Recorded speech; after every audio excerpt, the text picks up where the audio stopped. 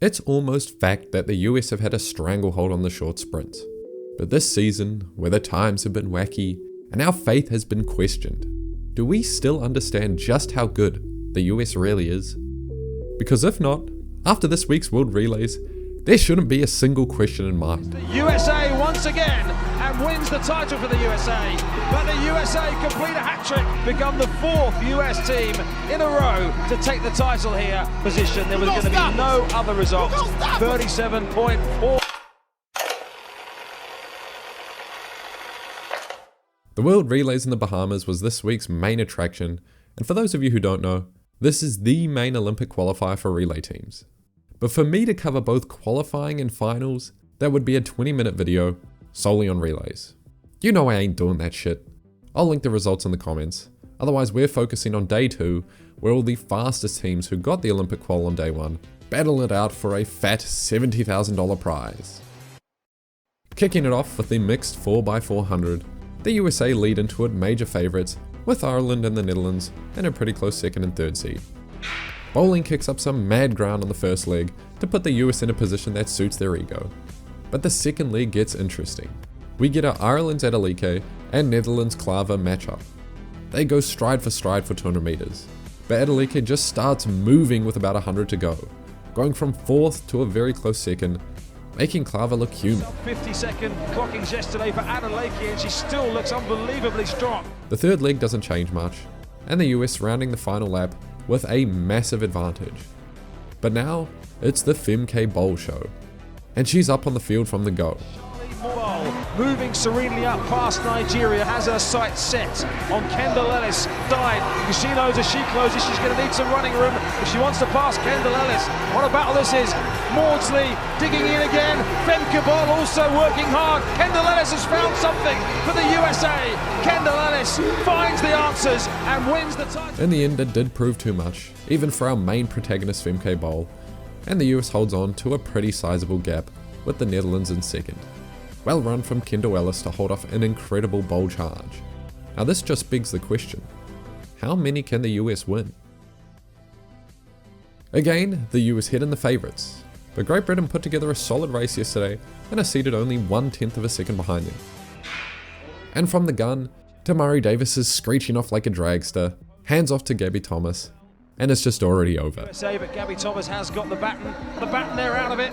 On the inside, United Australia and Germany as United States. And the final baton on to Melissa Jefferson. But it's the USA once again who will take the title. Jefferson brings it in, growing a 20-meter gap, making that 2 of 2, followed by a distant France and Great Britain in 3rd.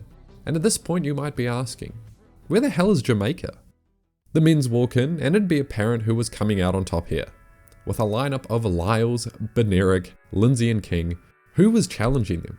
Well, maybe the Canadian Special Sprint Forces. This same Canadian super squad has been crafted under the pressure of years of World Championship runs, netting silver at the Olympics and gold at the 2022 World Champs, where de Grasse put on an absolute show.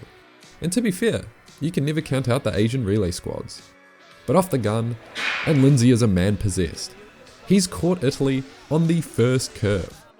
Benerick only widens a gap on Olympic dodger Marcel Jacobs, and just look at it. This isn't 2022 anymore. Lyles leaves de Grasse in the dust to a 10-meter win minimum.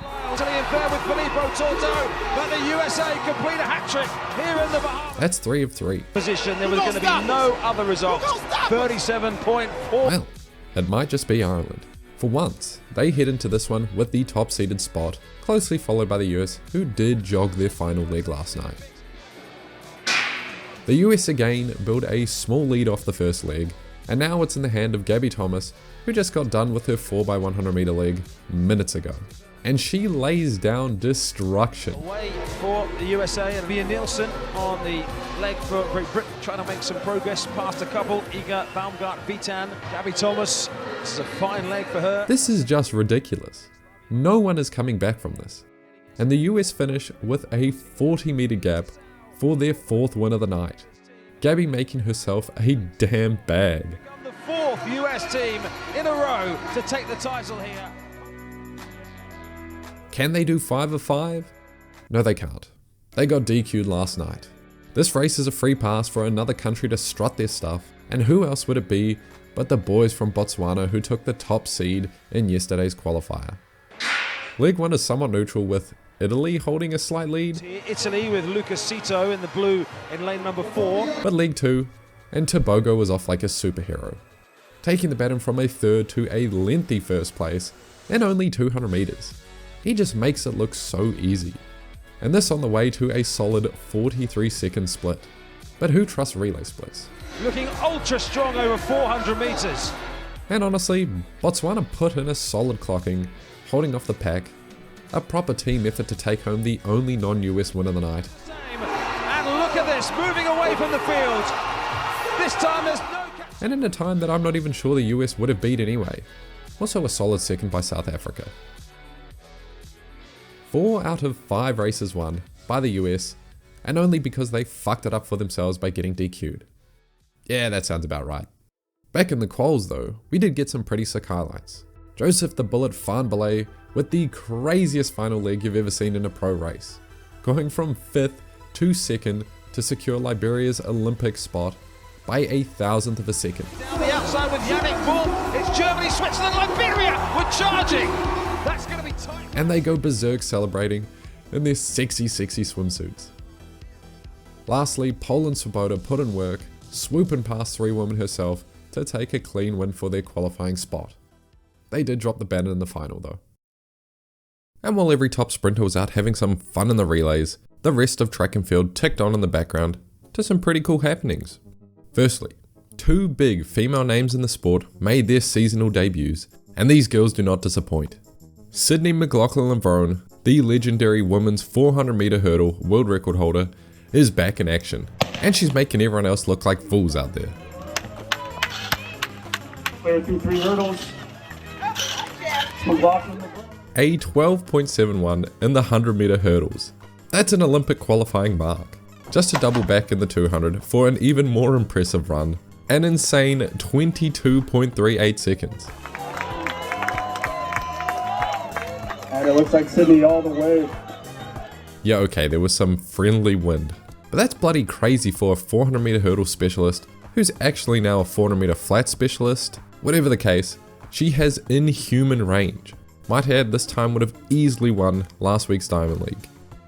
The next big dog was Sharika Jackson, gold and silver medalist from the 2023 World Champs, and the second fastest over the 200 meter distance in history. Debatably first, really. And she opens how you'd expect a superstar to open, cruising her way to an easy win against a tough field, 11.03 seconds with gas to spare. Just looking this smooth, you know she's going to be trouble this year. On a wholesome note, Michael Norman. After 3 wacky races and an injury last year, he runs his first 400 meter in almost 2 years. And he's fucking back, baby. Gliding away in his trademark smooth form and headband to a 44.21 second time. That's second in the world this year. He was our 2022 400 meter world champ, and he's looking right en route to challenge an Olympic title this time round. Speaking of 400 meter challenges, Quincy Wilson was plastered all over the internet last week for running back-to-back 44-second relay splits at the Penn Relays. And still, the very next week, he betters his own flat PB with a 45.17 second time.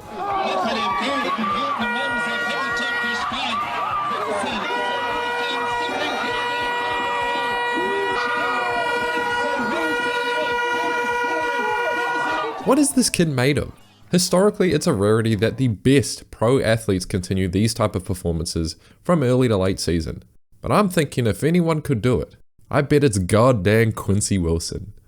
Tara Davis-Woodhull continues to stand atop the women's long jump world, laying down a threatening 7.16 meter jump, a distance that would have won gold at last year's World Champs. And comically, this jump was against the field that couldn't even lick her heels. She won by over a meter. And man, the throws just keep doing it again and again. Italy's Fabri lays down a dangerous mark of 22.88 meters. That distance puts him at number 7 all time in the event. And we actually get a full shot of the throw as well. Fabri scappa un pochino verso il destro, ma attenzione, le braccia alzate, la bandiera bianca, 22,88! 22,88! It doesn't get better than that. The men's shot put was already at an all-time peak, with Krauser, Kovacs and Walsh competing today. But now we have 4 of the top 7 in history throwing hands at this year's Olympics. And USA's Brooke Anderson sets the standard for 2024 with a gargantuan 79.92 meter world lead, a distance no other woman but herself has touched the last 2 years. Okay, the relays were pretty fun to watch, but you know what's more fun? 9th of May, the What Gravity Challenge out in the Doha Amphitheatre, a venue so fine, ancient gladiators dreamed of fighting here. We're reliving 2014 baby. There's Barshin, Bondarenko, Prudsenko, Tamberi, Kerr, and a slew of the next gen of jumpers battling it out for $70,000. Will it be live streamed? Probably somewhere, but you can damn well bet there's a video to come. See you next time.